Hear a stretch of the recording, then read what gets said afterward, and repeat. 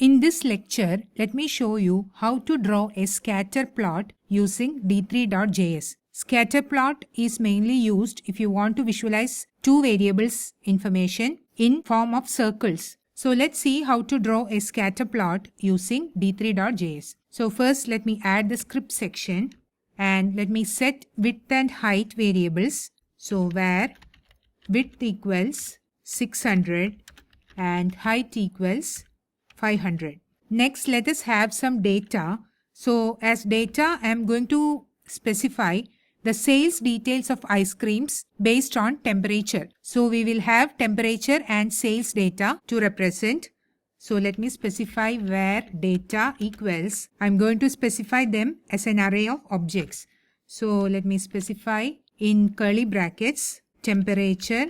Let the value be say 14.2 and sales, that is the number of ice creams sold. Let it be say 208. Now let me copy this and paste it a number of times. Copy, paste, paste, paste, paste, paste. And now let me just change these values. So let this be say 16.4 and 310, then 15.2 and 322, then 21.1, 510, then 18.7, say 403, then 24.8 and 275. I'm just specifying some random values, okay? Let me copy one more. Let this be say 17.5 and 358. Okay, now the data is ready. Next, what we need to have the SVG and the elements, right?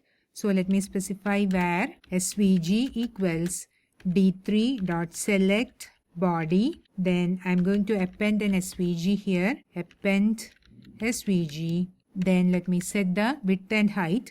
So attr of width equals, it is there in the width variable, and dot attr of height as the value in the height variable. And let me set the background color to be some value. So here, how we can do that? We can specify style background to be say pink. Okay. And we need to have axis for this, that is x-axis and y-axis. So what we need to have to see the axis completely, we have already discussed about a workaround. So we need to have a spacing value for that. So spacing, let the value be say 120. Here let me put some space. Okay. And we need to append a G element, right? This is to see the axis completely. So let me specify append G and we need to transform and translate it. So here again dot attr of transform and we are going to translate it.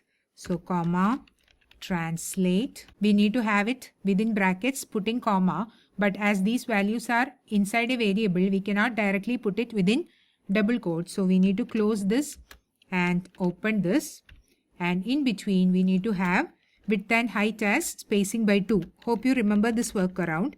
Spacing by 2, then put a plus, then I need to have a comma, then again put a plus, and then again spacing by 2. If you do not remember this or if you cannot follow this, please go through the workaround in the axis section. Okay. Now we are ready with the SVG. Next, what we need to have? We need to have the X scale and Y scale. So let me specify first X scale, where X scale equals, we are going to use linear scale for both. So d3.scale linear. Then we need to specify the domain value, right? So let us specify the domain value as the minimum and maximum from this. Okay, and we will modify if required. So dot domain. So in square brackets, we need to specify to find the minimum from this value. What we need to do? We need to use the d3.min method. And here first we need to pass a data, and then this is the data. And as the next value, we need to pass function d, and in curly braces return d dot temperature. That is a minimum from temperature. This is for X scale. We are going to represent temperature in X scale and sales value in Y scale. So we are specifying the minimum from this list using d3.min method First we have to pass the data, and from there we have to specify function d return d dot temperature. Then we need to specify the maximum as well. So like this, d3 dot max, again data, and as a function d return d dot temperature. Okay, so here let me end this with semicolon and also this with semicolon. Now we have specified the domain. Next, what we need to specify, we have to specify the range. So dot range, and by specifying the range, let me specify it from 0 comma width minus spacing. We have the spacing value here, so as part of the workaround we need to specify width minus spacing. So we are done with the x scale. Next, let us specify for y scale as well. So for y scale, let me again use linear scale. So scale linear, and I need to specify the domain value. So for domain, let me specify the minimum as 0. Okay, so let me just specify 0, and for maximum I can get it from this list, that is from sales value. So I can again specify d3 dot max. Let me pass data, write function d return d dot sales. Now for range, let me specify the value as height minus spacing. Here we have specified it as width minus spacing because it is x scale, but for y scale it should be height minus spacing, comma 0. Okay, so we are ready with the x scale and y scale. Next, what we need to do, we have to create the x axis and y axis. So where x axis equals d3 dot axis bottom of x scale, right? And for y axis, where y axis equals d3 dot axis left, and we can pass y scale. Y scale. Next, we need to call the x axis and y axis.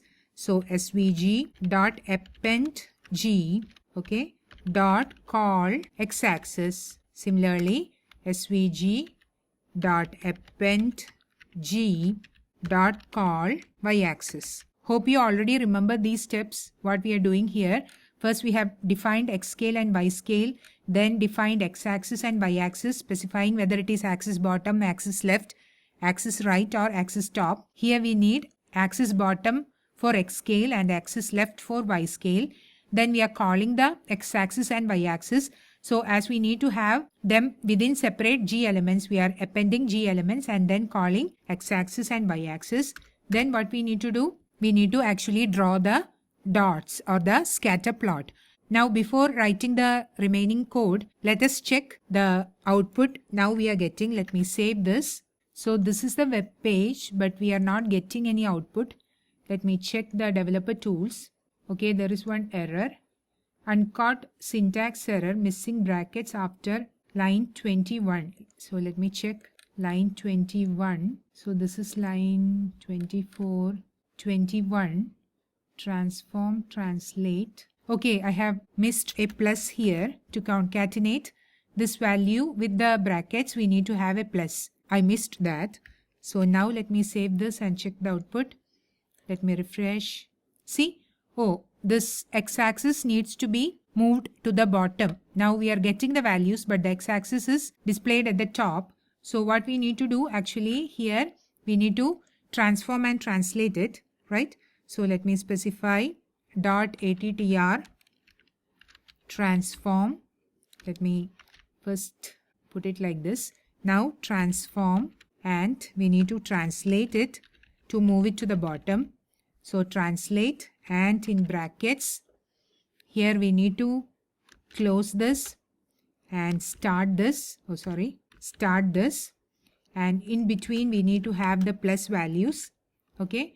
And for x value, it should be 0 because we don't have to move it in the x position. We need to move it towards the bottom, which means y position, right? So 0. Then we need to specify it like height minus spacing. Again, the spacing comes because we need to see it completely as part of the workaround. So height minus spacing. Now it should be moved towards the bottom. Let me save this. Let me refresh. What happened? It has moved towards this side. Why? Okay, I haven't put the comma.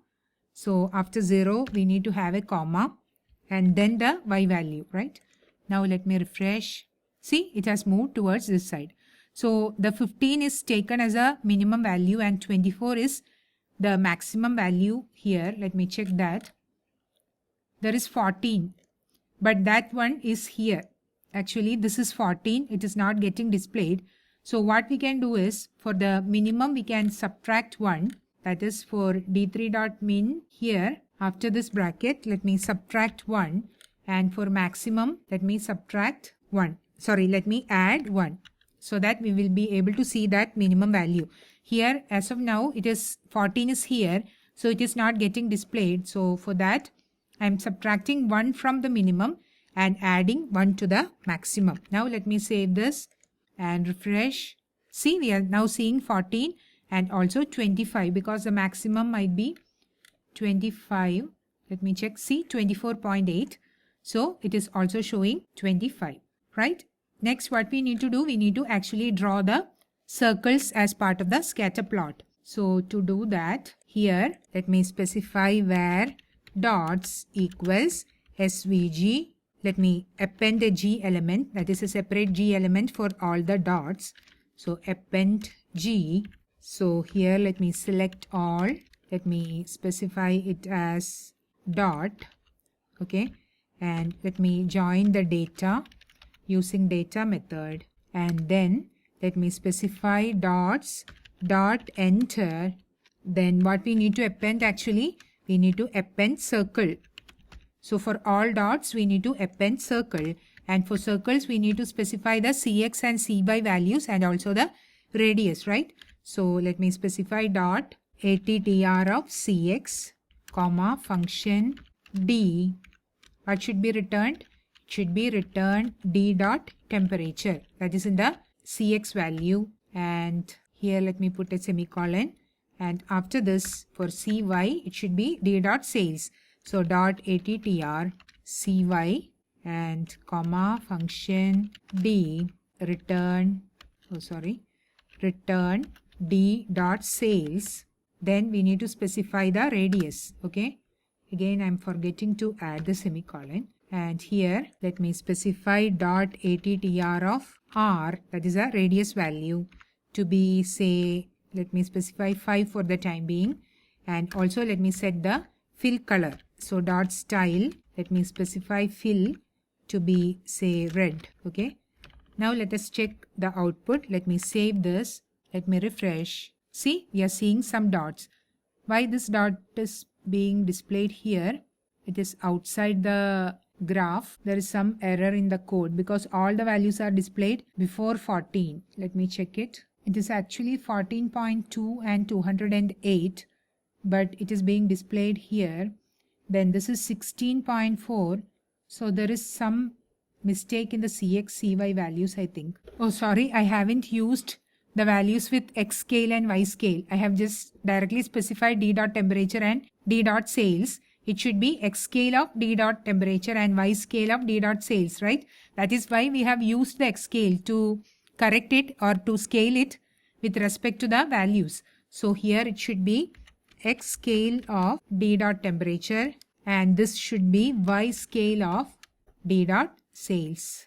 Okay, that was a mistake.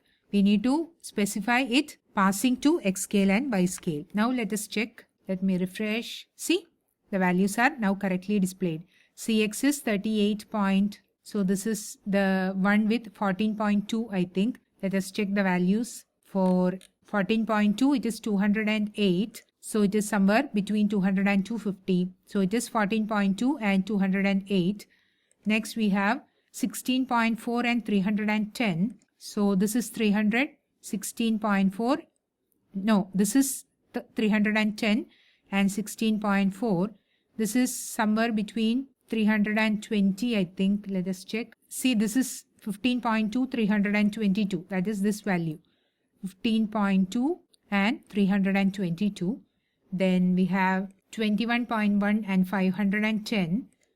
510. See, 21.1. See, 21.1 and 510. So we are getting the values correctly. If we want, we can actually increase the radius of these dots. Suppose we make it as, say, 10. Save this. It will be bigger. Let me refresh. See, now the dots are bigger or the circles are bigger. So this is a scatter plot. Actually, we are representing the temperature with respect to the sales of ice creams. Okay. So like this, we can draw a scatter plot using d3.js.